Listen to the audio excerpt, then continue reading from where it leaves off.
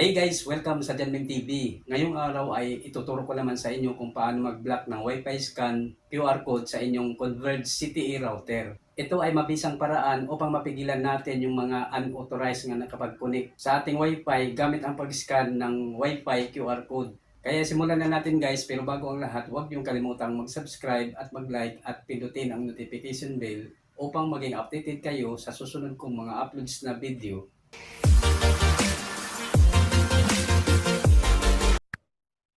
So ganito yan guys, bago tayo magsimula, kailangan nakakonect na kayo sa inyong Wi-Fi router. At kung connected na kayo, ang unang gagawin natin ay mag-open ng internet browser. Kahit anong internet browser ay pwede nyo gamitin. So itap lang natin itong Chrome. Then pag nag-open na siya, itype lang natin dito sa address bar yung IP address ng Converge CTE router. Itong https://192.168.1.1.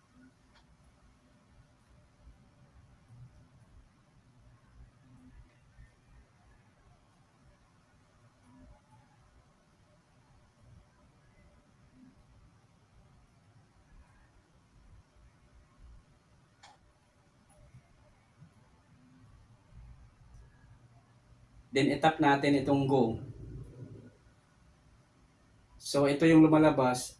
Your connection is not private. Attackers might be trying to steal your information from 192.168.1.1. For example, passwords, messages, or credit cards. Pero okay lang yan guys at huwag kayong mag-alala dahil router lang ang bubuksan natin. Kaya itap lang natin itong advance na makikita natin dito sa baba. Then meron na namang warning dito. This server could not prove that it is 192.168.1.1. Its security certificate is not trusted by your device's operating system. This may be caused by a misconfiguration or an attacker intercepting your connection. Pero sabi ko nga kanina, router lang ang bubuksan natin. Kaya itap lang natin itong proceed to 192.168.1.1 unsafe. So ayan guys, ito na yung admin web interface ng router. At dito sa username, ang i-type natin ay admin.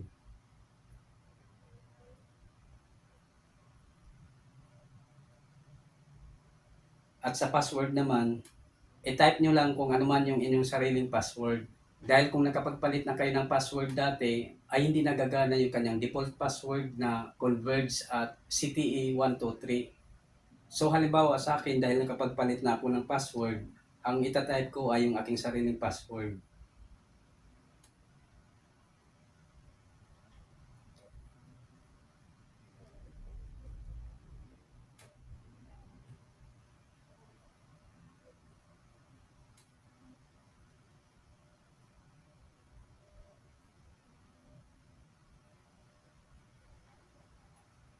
Then itap natin itong login. So ayan guys, ito na yung dashboard ng Converge CTE router. At kung napapansin ninyo dito sa device list, meron lang isang cellphone na nakakonect dito, itong Galaxy A10s. At ito ay walang iba kundi yung ginagamit nating cellphone. So gagawin lang nating simple yung ating tutorial para mas mabilis ninyong maintindihan. So para ma-block yung mga kumukonek sa ating Wi-Fi sa pamamagitan ng pag-scan ng QR code, ang gagawin lang natin ay i-copy yung MAC address ng ating cellphone.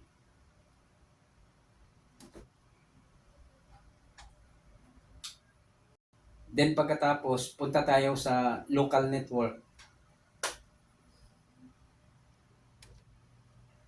Then dito sa left side, itap natin itong WLAN.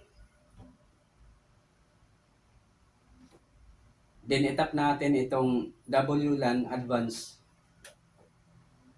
Then dito sa SSID 1, itong pinakataas, wala muna tayong babaguhin dyan. Hayaan muna natin siyang naka no filter. Then punta tayo dito sa Access Control Role Configuration. Itap lang natin yan. Then dito sa name, halimbawa ang ilagay natin ay Galaxy A10.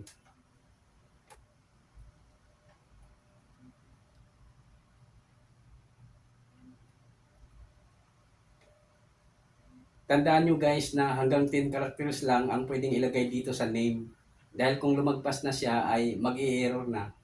Then dito sa MAC address, dito natin ilagay yung MAC address ng ating cellphone.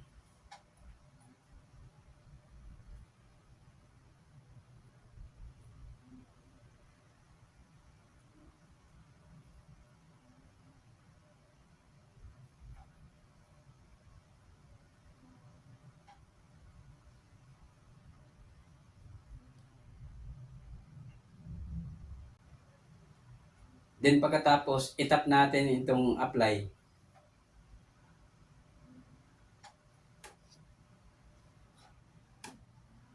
Then punta tayo dito sa Access Control Mode Configuration. At dito sa SSID1, iset na natin siya sa whitelist.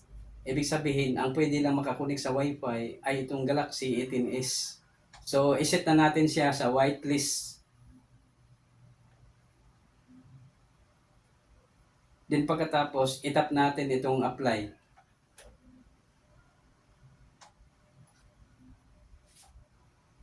So, balik ulit tayo dito sa Access Control Role Configuration.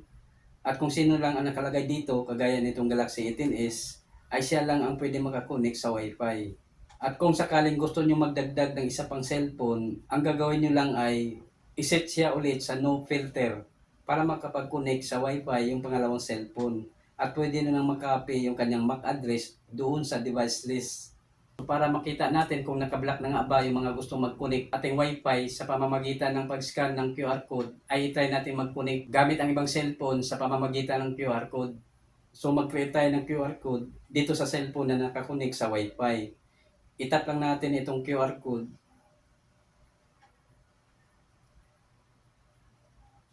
Ayan guys, nakapag-create na tayo ng QR code. At ito yung nakasulat dito, scan this QR code on another device to connect to Converge CTE 2.4G without entering the password.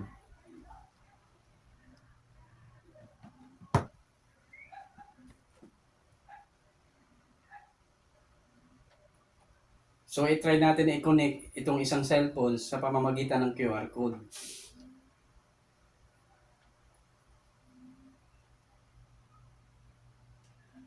So, ayan guys, ang nakasulat dito, connection failed. Ibig sabihin, hindi na sila pwedeng makapag-connect sa Wi-Fi sa pamamagitan ng pag-scan sa QR code. So, ayan guys, ganyan lang kadali ang mag-block ng QR code sa inyong Converge CTE router. Hanggang dito na lang muna at sana ay nakatulong sa inyo ang video na ito. Ako po si Rodolfo Membreve Jr. at huwag niyong kalimutang mag-subscribe at mag-like at pindutin ang notification bell upang maging updated kayo sa susunod kong mga uploads na video. Bye!